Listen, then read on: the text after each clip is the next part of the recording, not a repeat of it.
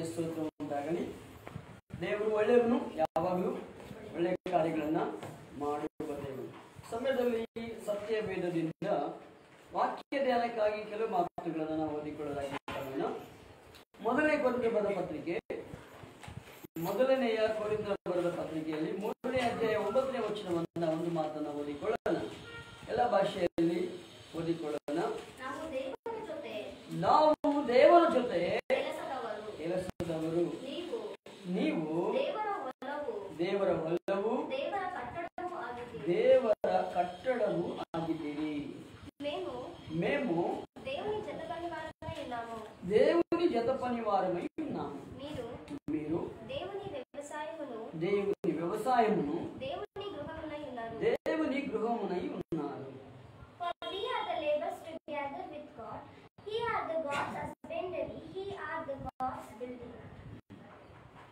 ಓದಿದಾಯಿ ವಾಕ್ಯ ಭಾಗವನ್ನು ಪವಿತ್ರಾತ್ಮ ದೇವರು ನಮಗೆ ಹಂಚಿಕೊಳ್ಳಲಿ. ಕನ್ನಡದಲ್ಲಿ ಏನಿದೆಯಮ್ಮ? ನಾವು ದೇವರ ಜೊತೆ ಕೆಲಸದವರು, ನೀವು ದೇವರ ಹೊಲವು, ದೇವರ ಕಟ್ಟಡವು ಆಗಿದ್ದೀರಿ. ಅಂದ್ರೆ ದೇವರು ಕಟ್ಟುವಂತ ಕಟ್ಟಡವಾಗಿ ನಾವಿದ್ದೇವೆ ಎಂಬುದಾಗಿ. ನಮ್ಮನ್ನ ಯಾರು ಬಿಲ್ಟ್ ಮಾಡ್ತಾ ಇದ್ದಾರೆ ಅಂದ್ರೆ ನಾವು ಬಿಲ್ಟ್ ಆಗ್ತಾ ಇದ್ದೀವಿ. ಯಾರು ಬಿಲ್ಟ್ ಆಗ್ತಾ ಇದ್ದಾರೆ? ಯಾರು ಬಿಲ್ಟ್ ಮಾಡ್ತಾ ಇದ್ದಾರೆ?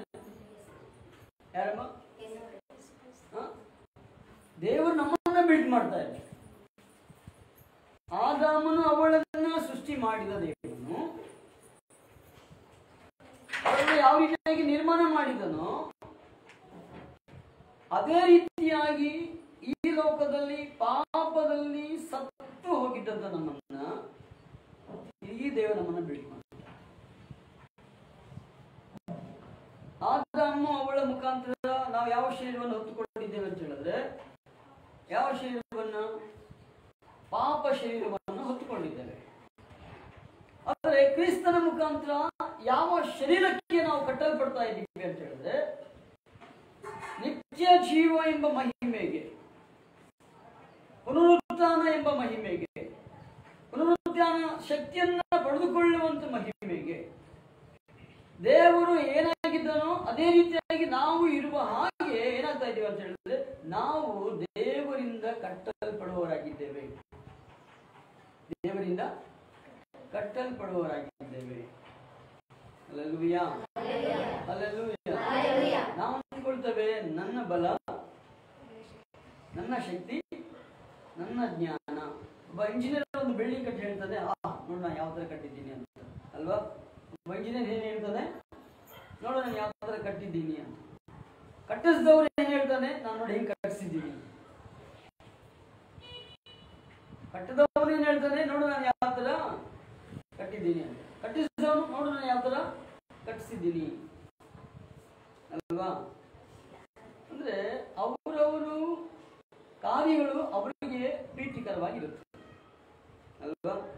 ಅವರವರ ಕಾರ್ಯಗಳು ಅವರಿಗೆ ಪ್ರೀತಿಕರವಾಗಿ ಇರುತ್ತದೆ. ಅದೇ ವಾಕ್ಯದಲ್ಲಿ ನಾವು ಗಮನಿಸುವಾಗ ದೇವರಿಂದ ಕಟ್ಟಲ್ಪಡ್ತಾ ಇದ್ದೀವಿ ಅನ್ನುವಾಗ ಎಲ್ಲೋ ಸ್ವಲ್ಪ ಭಯ ಬರುತ್ತೆ, ಎಲ್ಲೋ ಸ್ವಲ್ಪ ಭಯ ನಮ್ಮನ್ನೇನಾಗುತ್ತೆ, ಆವರಿಸ್ಕೊಳ್ತಾ ಇದೆ ಅಲ್ವಾ? ಈಗ ಮಾಸ್ಟರ್ನ ಮುಂದೆ ಕೋಲ್ ತಗೊಂಡು ನಿಂತ್ಕೊಂಡ್ಬಿಟ್ಟ ಅಂದ್ಕೊಳ್ಳಿ, ಬಾ ಹೆಟ್ ಮಾಡಿದೆಲ್ಲ ಹೋಗ್ಬಿಟ್ಟಿರುತ್ತೆ. ಯಾಕೆ ಬರ್ತಾರ? ಮಾಸ್ಟರ್ ಕೈಯಲ್ಲಿ ಕೋಲ್ ನೋಡಿದ ತಕ್ಷಣ ಏನ್ ಬಾ ಹೆಟ್ ಮಾಡಿರ್ತೀವೋ ಎಲ್ಲ ಮರ್ತೋಗ್ಬಿಟ್ಟಿರ್ತವೆ. ಬಿ ಬ್ಯಾ ಬ್ಯಾ ಬ್ಯಾ ಬ್ಯಾ ಅಂತ ಇರ್ತದೆ ಅಲ್ವಾ? ಹೇಳೋ ಮಗ್ಗಿ ಅಂತ ಹೇಳಿದ್ರೆ 2, 3, 4 ಏನೋ ಹೇಳೋಕ್ ಶುರು ಮಾಡ್ಬಿಡ್ತೇವೆ. ಯಾಕಂದ್ರೆ ಮಾಸ್ಟರ್ ಮುಂದೆ ನಿಂತ್ಕೊಂಡು ಏನ್ ಮಾಡ್ತಾನೆ? ಅವ್ನ ಗುರು ನಮಗೆ ಹೇಳಿದ್ದನ್ನ ಹೇಳಿದಾಗೆ ಹೇಳ್ಬೇಕು, ಹೇಳ್ಕೊಟ್ಟಿದ್ದನ್ನ ಹೇಳಿದಾಗ ಅದನ್ನ ಏನ್ ಹೇಳಿದ ಹಾಗೆ ಹೇಳಿ, ಇಲ್ಲ ಅಂತ ಹೇಳಿದ್ರೆ ಹಿಡಿಬಿಡ್ತಾರೆ, ಭಯ ಬಂದ್ಬಿಡುತ್ತೆ ಅಲ್ವಾ? ಅದೇ ರೀತಿಯಾಗಿ ಅಪ್ಪ ಅಮ್ಮ ಮುಂದೆ ನಿಂತ್ಕೊಳ್ಬೇಕಾದ್ರೆ ಏನಾಗುತ್ತೆ? ಭಯ ಬರುತ್ತೆ. ಅಮ್ಮ ಮುಂದೆ ಏನಾದ್ರು ಮ್ಯಾನೇಜ್ ಮಾಡೋದು, ಅದು ಅಪ್ಪ ಮುಂದೆ ನಿಂತ್ಕೊಳ್ಬೇಕಾದ್ರೆ ಏನಾಗುತ್ತೆ? ಏನಕ್ಕೆ ಕರೆದ ಅಪ್ಪ? ಅಪ್ಪ ಏನಕ್ಕೆ ಕರೆದ? ಯಾವತ್ತೂ ಕರೀಲಿಲ್ಲ. ಅಮ್ಮ ಏನಾದ್ರು ಹೇಳಿದಾರ? ಅಕ್ಕ ಏನಾದ್ರು ಹೇಳಿದಾರ? ಅಣ್ಣ ಏನಾದ್ರು ಹೇಳಿದಾರ? ಎಲ್ಲಾರು ಅಪ್ಪ ನೋಡಿದಾರ? ನಮ್ಮ ಮೈಂಡಲ್ಲಿ 101 ಕ್ವಶನ್ ಬಂದ್ಬಿಡಿರುತ್ತೆ. ಯಾಕಂದ್ರೆ ಅಪ್ಪ ಯಾವಾಗೂ ಕರೆಯೋದಿಲ್ಲ. ಕರೀತಾರ? ಅವ್ರು ಬೆಳಗ್ಗೆ ಎದ್ದು ಡ್ಯೂಟಿ ಮತ್ತೆ ಮನೆಗೆ ಬಂದ ಮೇಲೆ ತಿನ್ನೋದು ಮಕ್ಕಳು ಬಿಡ್ತಾರೆ, ಮಕ್ಕಳು ಹಾಯ್ ಹಾಯ್ ಅಂತಾರೆ ಅಷ್ಟೇ. ಎಲ್ಲ ಇದ್ರೆ ಹಾಗೆ ನೋಡ್ತಾರೆ. ಯಾಕೆ ನೋಡ್ತಾರೆ? ಏನ್ ಮಾಡ್ತಾ ಇದ್ರೆ ಹಾಗೆ ನೋಡ್ತಾರೆ. ಯಾಕೆ? ಅವ್ರನ್ನ ಶಿಸ್ತಿನಲ್ಲಿ ನಮ್ಮನ್ನ ಬೆಳೆಸಬೇಕು ಅಂದ್ಕೊಳ್ತಾರೆ ಅಲ್ವಾ? ಅಮ್ಮ ಆದ್ರೆ ಏನ್ ಮಾಡ್ತೀವಿ? 24 ಗಂಟೆ ಅಮ್ಮನ ಸತಾಯಿಸ್ಕೊಂಡು, ಅಮ್ಮನ ಏನ್ ಮಾಡ್ತೀವಿ? ಕುಸಲಾಯಿಸ್ಕೊಂಡು, ಹಾಗಮ್ಮ ಹೀಗಮ್ಮ ಅಂತ ಹೇಳಿದ್ರೆ ಪ್ರೀತಿಯಿಂದ ಅಮ್ಮ ಹತ್ರ ಧೈರ್ಯದಿಂದ. ಅದ್ರ ಅಪ್ಪ ಹತ್ರ ಆಗಿರೋದಕ್ಕೆ ಸಾಧ್ಯವಿಲ್ಲ. ಅಪ್ಪ ಬಂದು ಕೋಲ್ದಾಗ ನಿಂತ್ಕೊಂಡ್ಬಿಟ್ಟು ಅನ್ಕೊಳ್ಳಿ, ಮುಗಿದೋಯ್ತು ನನ್ನ ಕೆಲಸ. ಅವಾಗ ನಾವು ಶರೀರ ಸಂಬಂಧವಾದ ಕಾರ್ಯಗಳನ್ನು ಗುರುತಿಸುವಾಗ, ಶರೀರ ಸಂಬಂಧವಾಗಿ ಜೀವಿಸುವಂತ ಮನುಷ್ಯರ ಮಧ್ಯದಲ್ಲಿ ನಾವು ವಾಸಿಸುವಾಗ ನಾವೇನಾಗುತ್ತೇವೆ ಅಂತ ಹೇಳಿದ್ರೆ ಭಯ ಬೀಳ್ತೇವೆ ಅಲ್ವಾ? ಯಾವ ರೀತಿಯಾಗಿ ಭಯ ಬೀಳ್ತೇವೆ? ಏನೋ ತಪ್ಪು ಮಾಡಿದವರ ಹಾಗೆ ಭಯ ಬೀಳ್ತೇವೆ. ತಪ್ಪು ಮಾಡಿದ್ರು ಏನೋ ಒಂಥರ ಭಯ ನಮ್ಮನ್ನು ಆವರಿಸ್ಕೊಳ್ಳುತ್ತೆ. ಆಗ ಶಾರೀರ ಸಂಬಂಧವಾಗಿ ಈ ಭಯ ನಮ್ಮನ್ನು ಆವರಿಸ್ಕೊಳ್ತಿರ್ಬೇಕಾದ್ರೆ ಆತ್ಮ ಸಂಬಂಧವಾಗಿ ಕಟ್ಟಲ್ಪಡುವಂತ ನಾವು ಆತ್ಮದೇವರಿಂದ ಕಟ್ಟಲ್ಪಡ್ತಾ ಇದ್ದೇವೆ ಅನ್ನುವಾಗ, ಈಗ ದೇವರ ಮುಂದೆ ನಾವಿದ್ದೇವೆ ಎಂಬುದಾಗಿ, ದೇವರು ನಮ್ಮನ್ನು ಕಟ್ತಾ ಇದ್ದಾನೆ ಎಂಬುದಾಗಿ, ದೇವರು ನಮ್ಮನ್ನು ಏನ್ ಮಾಡ್ತಾರೆ ಅಂತ ಹೇಳಿದ್ರೆ ಪ್ರತಿಯೊಬ್ಬರನ್ನ ಬಿಲ್ಡ್ ಮಾಡ್ತಾ ಇದ್ದಾನೆ. ಒಂದು ಮನೆ ಬಿಲ್ಡ್ ಮಾಡೋದಕ್ಕೆ ಏನೇನ್ ಬೇಕಾಗುತ್ತದೆ? ಮಣ್ಣು, ಸಿಮೆಂಟು, ಮರಳು, ಕಬ್ಬಿಣ, ಕಟ್ಟಿಗೆ ಅಲ್ವಾ? ಇವೆಲ್ಲ ಬೇಕಾಗುತ್ತೆ ಅಲ್ವಾ? ಒಂದೊಂದು ಕಲ್ಲು ಮೂಲೆ ಸರಿಯಾಗಿ ಇರೋದಿಲ್ಲ. ಒಂದೊಂದು ಕಲ್ಲು ಯಾವ ತರ ಇರುತ್ತೆ ಅಲ್ವಾ? ಅದು ಒಂದು ಆಂಗಲ್ ಅಲ್ಲೇ ಇರೋದಿಲ್ಲ, ಇರುತ್ತಾ? ಒಂದೊಂದು ಕಲ್ಲು ಒಂದೊಂದು ಶೇಪ್ ಅಲ್ಲಿ ಇರುತ್ತೆ. ಅದೇ ಮನೆ ಕಟ್ಟುವವನು ಏನ್ ಮಾಡ್ತಾನೆ? ಅದನ್ನ ಕರೆಕ್ಟ್ ಆಗಿ ಸುತ್ತಿ ತಗೊಂಡು, ಉಲಿ ತಗೊಂಡು ಏನ್ ಮಾಡ್ತಾನೆ? ಅದನ್ನ ಮೂಲೆಗಳೆಲ್ಲ ಎಲ್ಲಿ ಅದು ರಫ್ ಆಗಿದೆಯೋ, ಎಲ್ಲಿ ಅದು ಸರಿಯಾಗಿ ಬರ್ತಾ ಇರೋ ಅದನ್ನೆಲ್ಲ ಹೊಡೆದು ಕತ್ತರಿಸಿ ಏನ್ ಮಾಡ್ತಾನೆ ಅಂತ ಹೇಳಿದ್ರೆ, ಅದನಿಗೆ ಯಾವ ರೀತಿ ಬೇಕೋ ಆ ರೀತಿಯಾಗಿ ಅದನ್ನ ಏನ್ ಮಾಡ್ತಾನೆ? ಅದನ್ನ ಏನ್ ಮಾಡ್ತಾನೆ ಅಂತೆ? ತಟ್ಟಿದ್ರೆ ಸರಿ ಮಾಡ್ಕೊಂಡು ಇಟ್ಕೊಳ್ತಾನೆ. ಅವಾಗ ದೇವರು ಸಹ, ದೇವರು ಕಟ್ಟಲ್ಪಡುವಂತ ಗೃಹವಾಗಿ ನಾವಿದ್ದೇವೆ ಅಂತ ಹೇಳಿದ್ರೆ, ಅವಾಗ ಈ ಆತ್ಮ ಸಂಬಂಧವಾದ ಈ ಮನೆಯನ್ನ ದೇವ್ರೇನ್ ಮಾಡ್ತಾ ಇದ್ದಾನೆ ಅಂತೆ? ಕಟ್ತಾ ಇದ್ದಾನೆ. ಒಂದು ವಾಕ್ಯವನ್ನು ನಾವು ಓದಿಕೊಳ್ಳುವಾಗ ಈ ರೀತಿಯಾಗಿ ಬರೆಯಲ್ಪಟ್ಟಿದೆ ನೋಡಿ. ಎಫೆಸ ಬರೆದ ಪತ್ರಿಕೆಯಲ್ಲಿ, ಎಫೆಸ ಬರೆದ ಪತ್ರಿಕೆ 2:20 ಒಂದು ಮಾತೋದಿಮ್ಮ. ಎಫೆಸ ಬರೆದ ಪತ್ರಿಕೆ 2:20. ಅಪೊಸ್ತಲರು ಪ್ರವಾದಿಗಳು ಎಂಬ ಅಸ್ಥಿವಾರದ ಮೇಲೆ. ಇಲ್ಲಿ ನೋಡಿ ಯಾವ ತರ ಇದೆ ಈ ಕಟ್ಟಡ, ಯಾವ ತರ ಕಟ್ಟಲ್ಪಡ್ತಾ ಇದೆ? ಅಪೊಸ್ತಲರು ಪ್ರವಾದಿಗಳು ಎಂಬ ಅಸ್ಥಿವಾರದ ಮೇಲೆ, ಅಂದ್ರೆ ಫೌಂಡೇಶನ್ ಮೇಲೆ. ಅದೇ ಅನಾದಿ ಕಾಲದಲ್ಲಿ ಪ್ರವಾದಿಗಳಿದ್ದರು, ಪ್ರವಾದಿಗಳಾದ ಮೇಲೆ ಅಪೊಸ್ತಲರು ಬಂದರು. ಅವರ ಮುಖಾಂತರ ಏನಂತಾರೆ ಅಂತ ಹೇಳಿದ್ರೆ, ಓದಿಮ್ಮ. ಪ್ರವಾದಿಗಳು ಎಂಬ ಅಸ್ಥಿವಾರದ ಮೇಲೆ ನೀವು ಮಂದಿರೋಪಾದಿಯಲ್ಲಿ ಕಟ್ಟಲ್ಪಟ್ಟಿದ್ದೀರಿ. ಯಾವ ರೀತಿಯಾಗಂದ್ರೆ ಮಂದಿರೋಪಾದಿಯಲ್ಲಿ, ಮಂದಿರ ಎಂಬುದಾಗಿ ಅಂದ್ರೆ ನಾವು ದೇವರಿಗೆ ಒಂದು ಆಲಯ ಎಂಬುದಾಗಿ, ದೇವರ ವಾಸಿಸುವ ಸ್ಥಳವಾಗಿರ್ಬೇಕೆಂಬುದಾಗಿ ನಾವೇನಾಗ್ತಾ ಇದೀವಿ ಅಂತ ಹೇಳಿದ್ರೆ, ಅಪೊಸ್ತಲರು ಮತ್ತೆ ಪ್ರವಾದಿಗಳ ಮುಖಾಂತರವಾಗಿ ದೇವರ ಅನಾದಿ ಕಾಲದಲ್ಲಿ ಏನು ಪ್ರಕಟಣೆ ಮಾಡಿದ್ದನೋ ಆ ಕಾರ್ಯಗಳನ್ನ ಏನ್ ಮಾಡ್ತಾ ಇದ್ದೇವೆ ಅಂತ ಹೇಳಿದ್ರೆ, ಅಸ್ಥಿವಾರ ಎಂಬ ಅದರ ಮೇಲೆ ನಾವಿದ್ದೇವೆ. ಯಾವುದು ಅಸ್ಥಿವಾರ ಅಂತ ಹೇಳಿದ್ರೆ, ನಾವು ಕೇಳಿದ ಸುವಾರ್ತೆ. ಆ ಸುವಾರ್ತೆ ಯಾವುದು? ಅಪೊಸ್ತಲರು ನಮಗೆ ಸುವಾರ್ತೆಯನ್ನ ಬೋಧನೆ ಮಾಡಿದರು. ಅಪೊಸ್ತಲರು ನಮಗೆ ಸುವಾರ್ತೆಯನ್ನ ಮನೆ ಮನೆಗೆ ಮುಟ್ಟಿಸಿದರು. ಅಪೊಸ್ತಲರು ತಮ್ಮ ಪ್ರಾಣಗಳನ್ನು ತ್ಯಜಿಸಿ ಏನ್ ಮಾಡೋದು ಅಂತ ಹೇಳಿದ್ರೆ, ಎಲ್ಲಾ ದೇಶಗಳಿಗೂ ಸುವಾರ್ತೆ ಹರಡೋದಕ್ಕೆ ಮಾಡಿದ್ರು. ಯಾವ ರೀತಿಯಾಗಿ ಅಪೊಸ್ತಲರಿಗೆ ಆ ಸುವಾರ್ತೆ ಬಂದು? ಪ್ರವಾದಿಗಳ ಮುಖಾಂತರವಾಗಿ.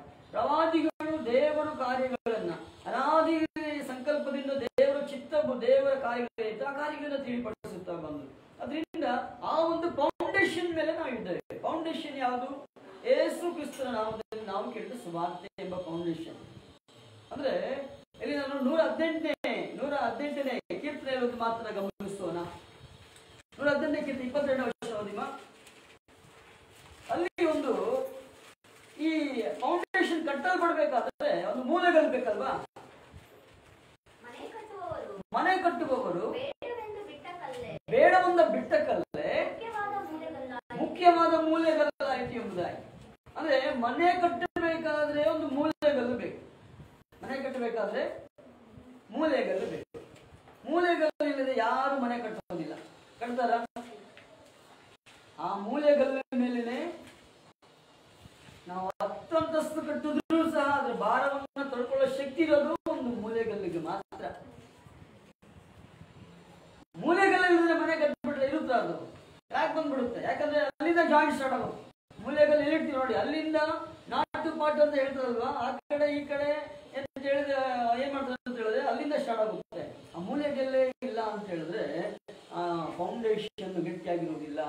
ಅಂದ್ರೆ ನಾವು ಕ್ರಿಸ್ತನನ್ನ ಗುರುತಿಸದೆ ಕ್ರಿಸ್ತನನ್ನ ನಾವು ಬೇಡ ಅಂದ್ಕೊಂಡ್ಬಿಟ್ಟಿದ್ದೇವೆ.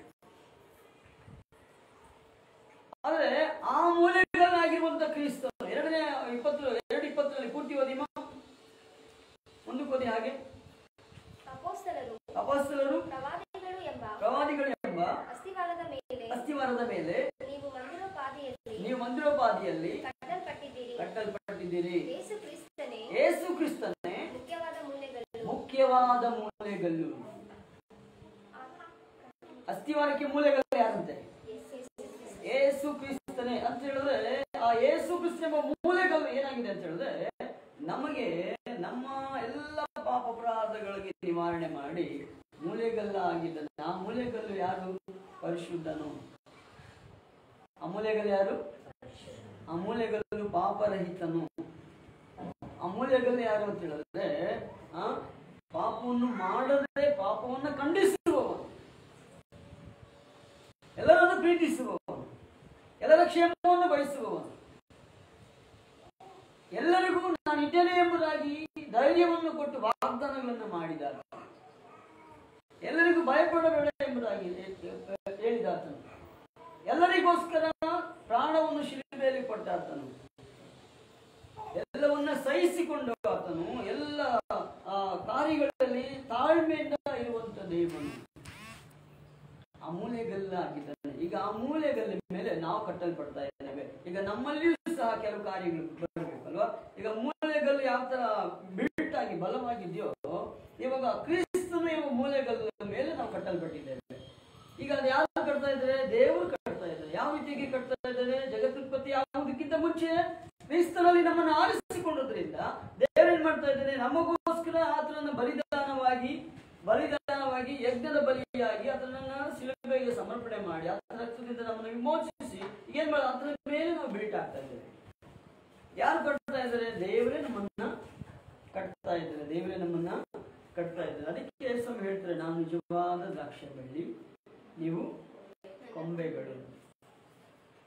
ಆ ಬಳ್ಳಿ ಕೊಂಬೆಗಳನ್ನ ವ್ಯವಸಾಯ ಮಾಡೋದು ಯಾರಂತೆ?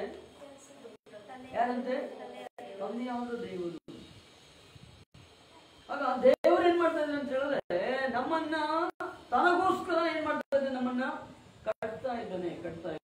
ನೋಡಿ, ಪೇತ್ರನ ಬರೆದ ಪತ್ರಿಕೆಯಲ್ಲಿ ಒಂದು ವಾಕ್ಯವನ್ನು ಓದೋಣ. ಪೇತ್ರನ ಬರೆದ ಮೊದಲನೇ ಪತ್ರಿಕೆ ಓದೋಣಮ್ಮ. 2:5 ವರ್ಷವನ್ನು ಓದೋಣ. 2ನೇ ಅಧ್ಯಾಯ 5ನೇ ವರ್ಷವನ್ನು ಓದೋಣ. ನೀವು ಸಹ ಜೀವವುಳ್ಳ ಕಲ್ಲುಗಳಾಗಿದ್ದು ಆತ್ಮ ಸಂಬಂಧವಾದ ಮಂದಿರ ಬಾಗಲಿಗೆ ಕಟ್ಟಲ್ಪಡುತ್ತಾ ಇದ್ದೀರಿ ಮತ್ತು ಯೇಸು ಕ್ರಿಸ್ತನ ಮೂಲಕ ದೇವರಿಗೆ ಸಮರ್ಪಕವಾದ ಆತ್ಮೀಯ ಯಜ್ಞಗಳನ್ನು ಸಮರ್ಪಿಸುವುದಕ್ಕೆ ಪವಿತ್ರ ಯಾಜಕ ವರ್ಗದವರಾಗಿದ್ದೀರಿ. ಅಂದ್ರೆ ನಾವು ಸಹ ಯಾರ ಮುಖಾಂತರವಾಗಿ? ಕ್ರಿಸ್ತನ ಮುಖಾಂತರವಾಗಿ ಯಾರಿಗೋಸ್ಕರ ಕಟ್ಟಲ್ಪಡ್ತಾ ಇದ್ದೇವೆ? ತಂದೆಯಾದ ದೇವರಿಗೋಸ್ಕರ ನಾವು ಕಟ್ಟಲ್ಪಟ್ಟ, ಅಂದ್ರೆ ಕ್ರಿಸ್ತನ ಮೂಲಕ, ಕ್ರಿಸ್ತನ ಮುಖಾಂತರ, ಅಥವಾ ಕ್ರಿಸ್ತನೇ ನಮಗೆ ಮಾರ್ಗವು ಎಂಬುದಾಗಿ ಕ್ರಿಸ್ತನು ಹೇಳ್ತಾ ಇದ್ದಾನೆ. ಏನೆಂಬುದಾಗಿ? ನಾನೇ ಮಾರ್ಗವು ಸತ್ಯವು ಜೀವ. ಅಂದ್ರೆ ಆ ಒಂದು ಜೀವ ಮಾರ್ಗದ ಪಟ್ಟಿಯಲ್ಲಿ ನಾವು ಪ್ರವೇಶಿಸುವ ಹಾಗೆ ನಾವೇನಾದ್ರೆ ನಾವು ಕಟ್ಟಲ್ಪಡ್ತಾ ಇದ್ದೇವೆ. ಆಗ ಕ್ರಿಸ್ತನು ಆತ್ಮ ಸಂಬಂಧನಾಗಿರುವಂತ ಕ್ರಿಸ್ತನಾಗಿದೆ. ಆಗ ಕ್ರಿಸ್ತನ ಗುಣಗಳೇನು ಗಮನಿಸೋಣ. ಕ್ರಿಸ್ತನ ಗುಣಗಳೇನು?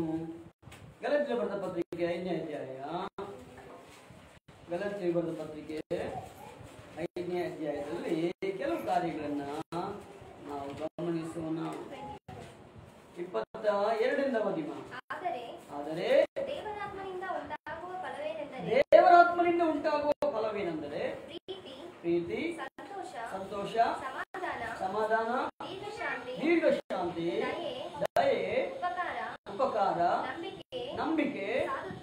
ಸಾಧುತ್ವ, ಕ್ಷಮೆ, ದಮೆ, ಕ್ಷಮೆ, ದಮೆ ಇಂಥವುಗಳೇ. ಎರಡು ಓದಿಮ್ಮ, 24 ಓದಿಮ್ಮ. ಇಂಥವುಗಳನ್ನು ಯಾವ ಧರ್ಮಶಾಸ್ತ್ರವು ಅಪೇಕ್ಷಿಸುವುದಿಲ್ಲ. ಕ್ರಿಸ್ತ ಯೇಸುವಿನವರು ತಮ್ಮ ಶರೀರ ಭಾವವನ್ನು ಅದರ ವಿಷಯಾಭಿಲಾಷೆ ಸ್ವೇಚ್ಛಾಭಿಲಾಷೆ ಸಹಿತ ಶಿಲುಬೆಗೆ ಹಾಕಿದ್ದಾರೆ. ಅಂದ್ರೆ ಶಿಲುಬೆಗೆ ಹಾಕಿದೆ ಅಂದ್ರೆ ಶರೀರ ಎಲ್ಲ ಕರ್ಮ ಭಾವನೆಗಳನ್ನು ಏನ್ ಮಾಡಿದ್ರು ಅಂದ್ರೆ ಶಿಲುಬೆಗೆ ಹಾಕಲ್ಪಟ್ಟವರಾಗಿ ಈಗ ಆತ್ಮ ಸಂಬಂಧವಾಗಿ ಆತ್ಮ ದೇವರಿಗೆ ನಾವೇನಾಗ್ತಾ ಇದೀವಿ ಅಂತ ಹೇಳಿದ್ರೆ ಈ ಭೂಲೋಕದಲ್ಲಿ ಕ್ರಿಸ್ತನು ನಮಗೆ ಮೂಲೆಗಲ್ಲಾಗಿ ಆತನಲ್ಲಿ ಇರುವಂತಹ ಆತ್ಮ ಸಂಬಂಧವಾದ ಕಾರ್ಯಗಳಿಗೆ ನಾವು ಸಾಕ್ಷಿಯಾಗಿದ್ದೇವೆ.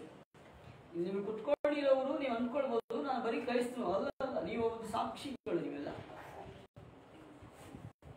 ಯಾವ ಸಂಬಂಧವಾಗಿ? ಆತ್ಮ ಸಂಬಂಧವಾಗಿ. ಯುಗಾಯುಗಳು ಜೀವ ಸ್ವರೂಪನಾದ ದೇವರ ಸನ್ನಿಧಾನದಲ್ಲಿ ಇರುವಂತವರು, ಆತನಿಗೋಸ್ಕರ ಕ್ರಿಸ್ತನ ಮುಖಾಂತರವಾಗಿ ಆತ್ಮ ಸಂಬಂಧವಾಗಿ ಕಟ್ಟಲ್ಪಡುವಂತ ಆಲಯವಾಗಿದ್ದೀರಿ. ಯಾರು ಇಲ್ಲಿ ಕುಳಿತುಕೊಂಡಿರೋ ನಾವೆಲ್ಲರೂ ಸಹ ದೇವರಿಗೆ ಆಲಯವಾಗಿ ಕಟ್ಟಲ್ಪಡ್ತಾ ಇದ್ದೇವೆ.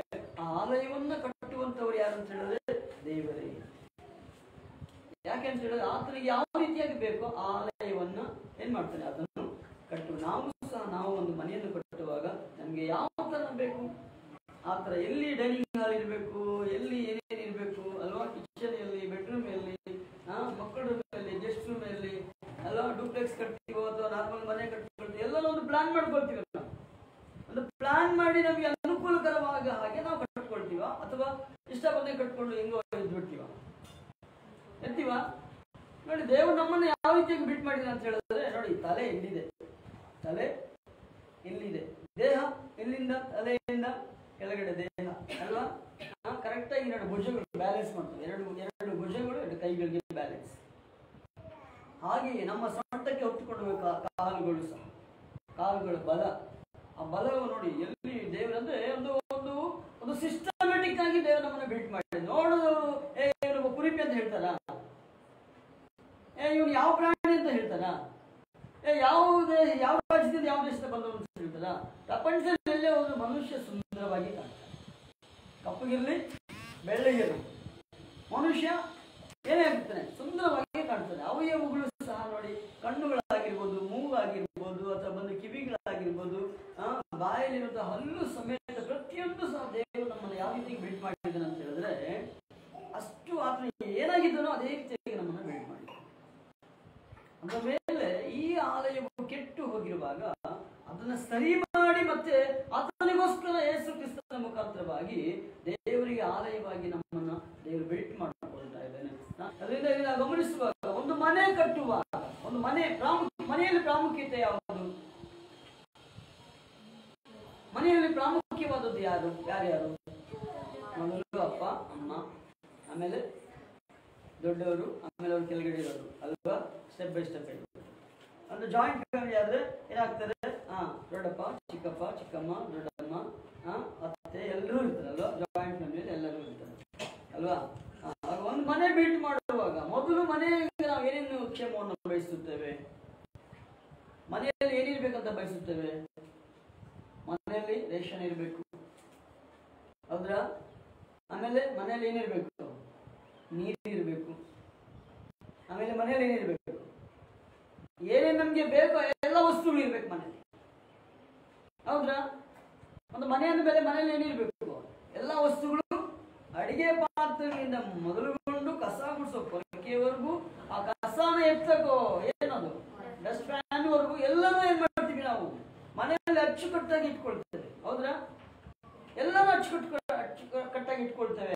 ಆದ್ರೆ ಮನೆಯಲ್ಲಿ ವಾಸಿಸುವವರು ಹೇಗಿರ್ಬೇಕು? ಏನ್ ಬಯಸುತ್ತಾರೆ? ಮನೆಯಲ್ಲಿ ಸಮಾಧಾನ ಇರಬೇಕು, ಮನೆಯಲ್ಲಿ ನೆಮ್ಮದಿ ಇರಬೇಕು, ಮನೆಯಲ್ಲಿ ಮಾಡುವ ಪ್ರತಿ ಕಾರ್ಯಗಳು ಅಭಿವೃದ್ಧಿ ಆಗ್ಬೇಕು. ಮನೆಯಲ್ಲಿ ಯಾವ ತರ ಇರ್ಬೇಕಂತ ಹೇಳಿದ್ರೆ ಪ್ರಪಂಚ ಎಲ್ಲ ಸುತ್ತಾಕೊಂಡ್ ಬರ್ತದೆ, ಮನೆಗೆ ಬರುವಾಗ ಏನಾಗುತ್ತೆ? ಹೌದು, ನೆಮ್ಮದಿ ಸಮಾಧಾನ. ಕೆಲವು ಮನೆಗಳಲ್ಲಿ ಆ ಸಮಾಧಾನನೇ ಇರುವುದಿಲ್ಲ. ಕೆಲವು ಮನೆಗಳಲ್ಲಿ ಅಪ್ಪ ಯಾವಾಗ ಬರ್ತಾರೆ ಅಂತ ಹೇಳಿದ್ರೆ ಭಯ ಸ್ಟಾರ್ಟ್ ಆಗಿಬಿಟ್ಟಿರುತ್ತೆ. ಏನಾಗುತ್ತೆ ಹೇಳಿ? ಅಪ್ಪ ಕುಡಿದ್ಬಿಟ್ಟು ಬರ್ತಾನೆ, ಅಮ್ಮನ ಹೊಡಿತಾನೆ, ನಮ್ಮನ್ನು ಹೊಡಿತಾನೆ ಅಲ್ವಾ? ಕೆಲವು ಸಾರಿ ಅಪ್ಪ ಅಮ್ಮ ಒಂದು ಕಡೆ ಇದ್ರು ಅಂತ ಹೇಳಿದ್ರೆ ಮಕ್ಕಳು ಫಿನಿಶ್. ಅಪ್ಪ ಅಮ್ಮ ಒಂದು ಕಡೆ ಇದ್ರೆ ಮಕ್ಕಳು ಏನಾಗ್ತದೆ? ಏನಾಗ್ತದೆ? ಏನಾಗ್ತದೆ? ಯಾಕೆ? ಅಪ್ಪ ಅಮ್ಮ ಯಾವಾಗ ಕಿತ್ತಾಡ್ತಾನೆ ಇರ್ತಾರೆ. ಕೆಲವು ಕಡೆ ಮಕ್ಕಳು ಬೆಳೀತಾರ, ಮಕ್ಕಳು ಒಳ್ಳೆ ಮಾಡ್ಕೊಂಡು ಬರ್ತಾರ. ಮನೆಯಲ್ಲಿ ನಾವು ಒಂದು ಬಾಡಿಗೆ ಮನೆ ತಗೊಳ್ತೀವಿ ಅನ್ಕೊಳ್ಳೋಣ, ಸ್ವಂತ ಮನೆ ಇದೆ ಅನ್ಕೊಳ್ಳೋಣ, ಅಂದ್ರೆ ಮನೆಯಲ್ಲೇ ಇರ್ತೇವೆ. ಆದ್ರೆ ಆ ಮನೆ ಯಾವ ತರ ಬಿಲ್ಟ್ ಆಗ್ತದೆ ಅಂತ ನಾವು ಗಮನಿಸುವಾಗ ಅನೇಕ ಕಡೆ ನಾವು ನೋಡುವಂತ ಕಾರ್ಯಗಳು ಏನು ಅಂತ ಹೇಳಿದ್ರೆ, ನಾವು ನಾವು ಮನೆಯಲ್ಲಿ ಕಲಿಯೋದು ಬಹಳ ಇದೆ, ಮನೆಯಲ್ಲಿ ಕಲಿಸೋದು ಬಹಳ ಇದೆ. ಮನೆಯಲ್ಲಿ ಕಲಿಯೋದು ಇಲ್ಲ, ಮನೆಯಲ್ಲಿ ಕಲಿಸೋದು ಇಲ್ಲ. ನಾವು ಏನನ್ನ ಕಲಿತೇವೆ, ಏನನ್ನ ಕಲಿಸ್ಕೊಳ್ತೇವೆ ಅಂತ ಹೇಳಿದ್ರೆ, ನಮ್ಮ ಚಟಗಳು ಏನಿರ್ತಾವೋ, ನಮ್ಮ ಅಭ್ಯಾಸಗಳು ಏನಿರ್ತಾವೋ ಅವೇ ನಮ್ಮ ಮನೆಯಲ್ಲಿ ಆಳ್ವಿಕೆ ಮಾಡ್ತಾ ಇರ್ತವೆ. ಅವೇ ನಮ್ಮನ್ನ ಏನ್ ಮಾಡ್ತವೆ? ನಮ್ಮನ್ನ ಆಳ್ವಿಕೆ ಮಾಡುವಂತದ್ದಾಗಿತ್ತು. ಅಂದ್ರೆ ಒಂದು ಮನೆಯಲ್ಲಿ ಯಾವಾಗ ಏನಾಗುತ್ತೆ, ದೈವಿಕವಾದ ಸಮಾಧಾನ ಇರೋದಿಲ್ಲ, ದೈವಿಕವಾದ ನೆಮ್ಮದಿ ಇರೋದಿಲ್ಲ. ಆ ಮನೆ ಎಷ್ಟೇ ಆದಾಯ ಬಂದರೂ ಸಹ ಏನಾಗ್ತದೆ? ನಿಲ್ಲೋದಿಲ್ಲ. ಕಾರಣ ಏನು ಅಂತ ಹೇಳಿದ್ರೆ, ಮನೆ ಒಂದು ಸಿಸ್ಟಮೆಟಿಕಲ್ ಇಲ್ಲ. ಮನೆ ಒಂದು ಸಿಸ್ಟಮ್. ಯಾರು ಆ ಮನೆ? ಆ ಮನೆ ನಾನೇ. ಆ ಮನೆ ಯಾರು? ನಾನೇ. ಅವಾಗ ನಾನು ಸರಿ ಇರುತ್ತೆ ಏನಾಗುತ್ತೆ? ಮನೇನು ಚೆನ್ನಾಗಿರುತ್ತೆ. ನಾನು ಸರಿ ಇಲ್ಲ ಅಂತ ಹೇಳಿದ್ರೆ ಮನೇಲಿ ಹೇಗಿರುತ್ತೆ? ಮನೇಲಿ ಹೇಗಿರುತ್ತೆ? ಅದ್ರ ಪಾಡಿಗೆ ಅದು ಹೋಗ್ತಾ ಇರುತ್ತೆ. ಮನೇಲಿ ಯಾರಿರ್ತಾರೆ ಅವರೇ ದೊಡ್ಡವರು. ಮನೇಲಿ ಯಾರಿರ್ತಾರೆ ಅವರೇ ದೊಡ್ಡವರು. ಅಂದ್ರೆ ಮನೆ ಎನ್ನುವಾಗ ಮನೆ ಎಷ್ಟು ಅಚ್ಚುಕಟ್ಟಾಗಿ ಇಟ್ಕೊಳ್ತೀವೋ ಹಾಗೆ ನಾವು ಇರ್ಬೇಕು, ಹಾಗೆ ನಮ್ಮ ಮನಸ್ಸು ಇರ್ಬೇಕು, ಹಾಗೆ ನಮ್ಮ ಆಲೋಚನೆಗಳು ಇರ್ಬೇಕು. ಆವಾಗ ನಮ್ಮನ್ನು ನೋಡುವಂತ ಮಕ್ಕಳು, ಅವರು ಬೆಳೆಯುವಂತ ಅವರ ಭವಿಷ್ಯಕ್ಕೂ ಉಜ್ವಲವಾಗುತ್ತೆ. ಅವರು ಸಹ ಯಾವ ತರ ಇರ್ತಾರೆ ಅಂತ ಹೇಳಿದ್ರೆ, ನಮ್ಮನ್ನ ನೋಡಿ ಕಳೀತಾರೆ, ನಮ್ಮನ್ನ ನೋಡಿ ಕಳೀತಾರೆ. ನಮ್ಮನ್ನ ನೋಡಿ ಮಕ್ಕಳು ಕಲಿತಾರೆ. ಮಕ್ಕಳನ್ನು ನೋಡಿ ತಂದೆ ತಾಯಿ ಕಲಿತಾರ? ಇಲ್ವಲ್ಲ? ತಂದೆ ತಾಯಿನ ನೋಡಿರ್ತಾನೆ ಮಕ್ಕಳು ಕಲಿಯೋದು. ಆಗ ಅಪ್ಪ ಕುಡಿತಾನೆ ಅಂದ್ರೆ ಮಗನು ಏನ್ ಮಾಡ್ತಾನೆ? ಮಗನು ಸ್ಮೆಲ್ ನೋಡ್ತಾ ಇರ್ತಾನೆ. ಇವಾಗ ಅಪ್ಪ ಸ್ಮೋಕ್ ಮಾಡ್ತಾನೆ, ಮಗನು ನೋಡ್ತಾ ಇರ್ತಾನೆ. ಏನಂತ? ಮಕ್ಕಳು ಬೇಗ ಅಲರ್ಟ್ ಆಗ್ತಾರೆ, ಮಕ್ಕಳು ಬೇಗ ಕಲ್ತ್ಕೊಂಡ್ಬಿಡ್ತಾರೆ. ಮಕ್ಕಳು ಬೇಗ ಏನಾಗ್ತದೆ ಅಂತ ಹೇಳಿದ್ರೆ ಕೆಲವು ವಿಷಯಗಳನ್ನ ಬೇಗ ಕಲ್ತ್ಕೊಂಡ್ಬಿಡ್ತಾರೆ. ಅವಾಗ ಮಕ್ಕಳು ಅಷ್ಟು ಸೆನ್ಸಿಟಿವ್ ಆಗಿ, ಅಷ್ಟು ಜ್ಞಾನವುಳ್ಳವರಾಗಿರ್ಬೇಕಾದ್ರೆ, ಆಗ ನಾವು ದೊಡ್ಡವರಾಗಿರುವಂತ, ನಾವು ಹಿರಿಯರಾಗಿರುವಂತ, ನಾವು ಮನೆಗೆ ಯಜಮಾನನು ಒಡತಿ ಅಂತ ಹೇಳ್ಕೊಳ್ಳೋ ನಾವು ಆ ಮನೆಯ ಜವಾಬ್ದಾರಿ ಇದೆ ಅನ್ನೋದನ್ನ ಮರಿಬಾರ್ದು. ಮನೆಯ ಒಂದು ಅಭಿವೃದ್ಧಿ, ಮನೆಯ ಒಂದು ಅಭಿವೃದ್ಧಿ, ಮನೆಯ ಒಂದು ಆಶೀರ್ವಾದ, ಮನೆಯ ಒಂದು ಸಮಾಧಾನ, ಮನೆಯ ಒಂದು ನೆಮ್ಮದಿ. ಆ ಮನೆಯಲ್ಲಿ ಅನೇಕ ಬಂಧತ್ವಗಳು ಅಭಿವೃದ್ಧಿ ಆಗ್ತವೆ. ಮನೆಯಲ್ಲಿ ಏನಾಗುತ್ತೆ? ಅನೇಕರು ಬಂದು ಹೋಗ್ತಾ ಇರ್ತಾರೆ. ಆ ಮನೆಯಲ್ಲಿ ಏನಾಗುತ್ತೆ ಅಂತ ಹೇಳಿದ್ರೆ, ಒಂದು ವಂಶನ ಉದ್ಧಾರ ಮಾಡುವಂತ ಕಾರ್ಯಗಳು ಒಂದು ಮನೆಯಿಂದ ಒಂದು ತಂದೆ ತಾಯಿಯಿಂದ ಒಡಂಬಡಿಕೆ ಆಗಿರ್ತದೆ. ಅವಾಗ ಅನೇಕರಲ್ಲಿ ಬಂದು ಹೋಗುವ ಕಾರ್ಯಗಳು, ಅಲ್ಲಿ ನೆಮ್ಮದಿ ಸಮಾಧಾನ ಇರ್ಬೇಕಂತ ಹೇಳಿದ್ರೆ ಪ್ರಾಮುಖ್ಯವಾಗಿರೋದು ಯಾರು? ಅಪ್ಪ ಅಮ್ಮ. ಈ ಎರಡು ಪದದಲ್ಲಿ ಇರುವಂತ ಅಪ್ಪ ಅಮ್ಮ ಕರೆಕ್ಟಾಗಿ ಇಲ್ಲ ಅಂತ ಹೇಳಿದ್ರೆ ಮನೆ ಏನಾಗುತ್ತೆ? ಮನೆ ಏನಾಗುತ್ತೆ? ಏನಾಗುತ್ತೆ? ಏನಾಗುತ್ತೆ ಹೇಳಿ? ಮನೆ ಏನಾಗುತ್ತೆ ಅಂತ ಹೇಳಿದ್ರೆ ಒಂದು ನರಕ. ಎಷ್ಟೋ ಜನ ಮಕ್ಕಳು ಇವತ್ತು ಆ ನರಕದಲ್ಲೇ ಇದ್ದಾರೆ. ಎಷ್ಟೋ ಜನ ಮಕ್ಕಳು ಇವತ್ತು ವಿದ್ಯಾಭ್ಯಾಸವನ್ನು ಮಾಡಿಕೊಳ್ತಾ ಸರಿಯಾದ ಕಾನ್ಸಂಟ್ರೇಷನ್ ಕೊಡದೇ ಇದ್ದಾರೆ. ಎಷ್ಟೋ ಜನರು ಏನಾಗ್ತದೆ? ಅನೇಕ ಕೆಟ್ಟ ಚಟಗಳಿಗೆ ಅಡಿಕ್ಟ್ ಆಗ್ತಾ ಇದ್ದಾರೆ. ಎಷ್ಟೋ ಜನರು ದಿಕ್ಕು ತಪ್ಪಿ ಜೀವಿಸ್ತಾ ಇದ್ದಾರೆ. ಎಷ್ಟೋ ಜನ ಮಕ್ಕಳು ಏನಾಗ್ತದೆ ಅಂತ ಹೇಳಿದ್ರೆ ಪಾಪದ ಕಾರ್ಯಗಳಿಗೆ ಗುರಿಯಾಗ್ತಾ ಇದ್ದಾರೆ. ಎಷ್ಟೋ ಜನ ಮಕ್ಕಳು ಏನಾಗ್ತದೆ ಅಂತ ಹೇಳಿದ್ರೆ ಭಯ ಇಲ್ಲದೆ ಜೀವಿಸ್ತಾ ಇದ್ದಾರೆ. ಅಪ್ಪ ಅಮ್ಮ ಮಾಡೋದನ್ನ ನೋಡಿ ನೋಡಿ ಅವರಿಗೆ ಎದುರು ಬೀಳುವಂತ ಮಕ್ಕಳಾಗಿದ್ದಾರೆ. ನೀನೇ ನನಗೆ ಹೇಳೋದು, ನೀನೇ ನನಗೆ ಬೋಧನೆ ಮಾಡೋದು. ನಾನು ದೊಡ್ಡವನು ಕಣೋ, ನಾನು ದೊಡ್ಡವನು ಕಣೋ ಅಂತ ನೀನೇ ನನಗೆ ದೊಡ್ಡವನು. ನಾನು ಕೇಳೋದಕ್ಕೆ ನೀನ್ ಯಾರು? ಯಾವಾಗ ಇವೆಲ್ಲ ಆಗುತ್ತೆ ಅಂತ ಹೇಳಿದ್ರೆ, ಮನೆಯಲ್ಲಿ ಯಾರು ಸರಿಯಾಗಿಲ್ಲದೆ ಹೋದ್ರೆ, ಅಪ್ಪ ಅಮ್ಮ ಸರಿಯಾಗಿಲ್ಲದೆ ಹೋದ್ರೆ, ಒಂದು ವಂಶನ ಉದ್ಧಾರ ಮಾಡುವಂತ ಒಬ್ಬ ಮಗ ಯಾರ ಹೆಸರು ಹೇಳ್ತಾನೆ? ಅಮ್ಮನ ಹೆಸರು ಹೇಳ್ತಾನೆ, ಅಪ್ಪನ ಹೆಸರು ಹೇಳ್ತಾನೆ. ಯಾರ ಹೆಸರು ಹೇಳ್ತಾನೆ? ಅಪ್ಪ ಹೆಸರು ಹೇಳ್ತಾನೆ. ಓ ಇಂಥವ್ರ ಮಗನ, ಇಂಥವ್ರ ಮಗನ, ಓ ನೀನು ಇಂಥವ್ರ ಮೊಮ್ಮಗನ, ಓ ನೀನು ಇಂಥವ್ರ ಕುಟುಂಬದವನ ಅಂತ. ಯಾರಿಂದ ಬರುತ್ತೆ ಹೆಸರು? ಯಾರಿಂದ ಬರುತ್ತೆ ಅಲ್ವಾ? ಅಪ್ಪನಿಂದ ಬರುತ್ತೆ ಅಲ್ವಾ? ಅಪ್ಪನಿಂದ ಬರುತ್ತೆ. ಅವಾಗ ಅಲ್ಲಿ ತಲೆಮಾರಿನವರೆಗೂ ಸಹ ಅದು ಜನರೇಟ್ ಆಗಿರುತ್ತೆ ಹೆಸರು. ತಲೆಮಾರುಗಳವರೆಗೂ ಆ ಹೆಸರು ಹಾಗೆ ಬರ್ತಾ ಇರುತ್ತೆ. ಅವಾಗ ಆ ರೀತಿಯಾಗಿ ಬರುವಂತ ಹೆಸರು ಯಾವ ರೀತಿಯಾಗಿ ಇರಬೇಕೆಂಬುದಾಗಿ ನಾವು ಗುರುತಿಸುವಾಗ, ಯಾವ ರೀತಿಯಾಗಿ ಅದನ್ನು ಬಿಲ್ಟ್ ಮಾಡಬೇಕೆಂಬುದಾಗಿ ಗಮನಿಸುವಾಗ, ಅದು ಒಂದು ದೈವಿಕವಾದಂತಹ ಕುಟುಂಬವಾಗಿರ್ಬೇಕೆಂಬುದಾಗಿ ಬಹಳ ಕಡೆ ಏನಾಗುತ್ತೆ ಅಂತ ಹೇಳಿದ್ರೆ ಈ ಕಾರ್ಯಗಳು ಇರೋದಿಲ್ಲ. ಅದಕ್ಕೆ ದೇವರು ಏನ್ ಹೇಳುದು ಅಂತ ಹೇಳಿದ್ರೆ, ಭೂ ಸಂಬಂಧವಾದ ಈ ಶರೀರವು ಮಣ್ಣಿಗೆ ಹೋಗುತ್ತೆ. ಆದ್ರೆ ದೇವರು ಏನ್ ಹೇಳ್ತಾ ಇದ್ದಾನೆ, ಇದು ಕೆಟ್ಟು ಹೋಗ್ಬಿಟ್ಟಿದೆ. ಎಲ್ಲಿ? ಲೋಕದಲ್ಲಿ ಕೆಟ್ಟು ಹೋಗ್ಬಿಟ್ಟಿದೆ. ಅದರಿಂದ ಅದನ್ನ ಸರಿ ಮಾಡೋದಿಕ್ಕೆ ನಾನೇ ಬೇಕು. ಯಾಕಂದ್ರೆ ನಿರ್ಮಾಣಕನು ನಾನೇ, ನಿರ್ಮಾಣಕನು ನಾನೇ. ಅದರಿಂದ ಕ್ರಿಸ್ತನ ನಮ್ಗೆ ಮೂಲೆಗಲ್ಲ. ಕ್ರಿಸ್ತ ನಮ್ಗೆ ಯಾಕೆ ಮೂಲೆಗಲ್ಲ ಅಂದ್ರೆ, ಕ್ರಿಸ್ತನಲ್ಲಿ ಯಾವ ಪುರುಷತನ ಇಲ್ಲ, ಕ್ರಿಸ್ತನಲ್ಲಿ ಯಾವ ದುರ್ಬಲತನ ಇಲ್ಲ, ಕ್ರಿಸ್ತನಲ್ಲಿ ಯಾವ ಒಂದು ಅಸಹ್ಯವಾದ ಕಾರ್ಯಗಳಿಲ್ಲ, ಕ್ರಿಸ್ತನಲ್ಲಿ ಯಾವಾದಂತ ಲೋಕ ಕಾರ್ಯಗಳಿಲ್ಲ, ಕ್ರಿಸ್ತನಲ್ಲಿ ಯಾವುದೇ ಪಾಪ ಕಾರ್ಯಗಳು ಸಹ ಇಲ್ಲ. ಕ್ರಿಸ್ತನು ಏನಾಗಿದ್ದಾನೆ ಅಂದ್ರೆ, ಕ್ರಿಸ್ತನು ಪರಿಶುದ್ಧನಾಗಿದ್ದಾನೆ, ಕ್ರಿಸ್ತನು ನಿಷ್ಕಲಂಕನಾಗಿದ್ದಾನೆ. ಕ್ರಿಸ್ತನ ಯಾಕೆ ನಮ್ಗೆ ಮೂಲೆಗಲ್ಲಾದ ಅಂತ ಹೇಳಿದ್ರೆ, ಆತನು ಪರಿಶುದ್ಧರಲ್ಲಿ ಪರಿಶುದ್ಧನು, ಪರಿಶುದ್ಧನಾಗಿ ಜನಿಸಿದ. ಅದರಿಂದ ಇವಾಗ ಪರಿಶುದ್ಧನಾದ ಆತ್ಮದೇವರಿಗೆ ನಾವು ಸಹ ಆತನ ಮುಖಾಂತರವಾಗಿ ಏನಾಗ್ತಾ ಇದ್ದೇವೆ ಅಂತ ಹೇಳಿದ್ರೆ, ಕಟ್ಟಲ್ಪಡ್ತಾ ಇದ್ದೇವೆ. ಅಪೊಸ್ತಲರು ಪ್ರವಾದಿಗಳು ಹಾಕಿರುವಂತ ಅಸ್ತಿವಾರದ ಮೇಲೆ ಮೂಲೆಗಲ್ಲು ಏನಾಗಿದ್ದಾರೆ? ಆ ಫೌಂಡೇಶನ್ಗೆ ಮೂಲೆಗಲ್ಲು ಯೇಸು ಕ್ರಿಸ್ತನೇ. ಅದಕ್ಕೆ ಬಹಳ ಜನ ಇವತ್ತು ಏನಂತ ಇದೆ ಅಂತ ಹೇಳಿದ್ರೆ, ಮಗ ದುಡಿತಾ ಇದ್ದಾರೆ ಅಂತ ಹೇಳಿದ್ರೆ ಪಕ್ಕದಲ್ಲಿ ಚಚ್ಚಿದ್ರೆ ಕಳ್ಸಮ್ಮ, ಚೆನ್ನಾಗಿರ್ತಾನೆ. ಚಚ್ಚಿದ್ರೆ ಕಳ್ಸು, ಅಲ್ಲೋಗಿ ಬುದ್ಧಿ ಕಲ್ತ್ಕೊಳ್ತಾನೆ. ಏನಕ್ಕೆ? ಅಲ್ಲೊಂದು ಡಿಸಿಪ್ಲಿನ್ ಇರುತ್ತೆ ಅಲ್ಲಿ ಅದ್ರಿಗೆ ಒಂದು ಅದರ ಮೈಂಡ್ ಒಂದು ಡೈವರ್ಟ್, ಅದರ ಮೈಂಡ್ ಅಲ್ಲಿ ಇರುವಂತ ಎಲ್ಲ ಕಲ್ಮಶ ಹೋಗುತ್ತೆ ಅಲ್ಲಿಗೆ.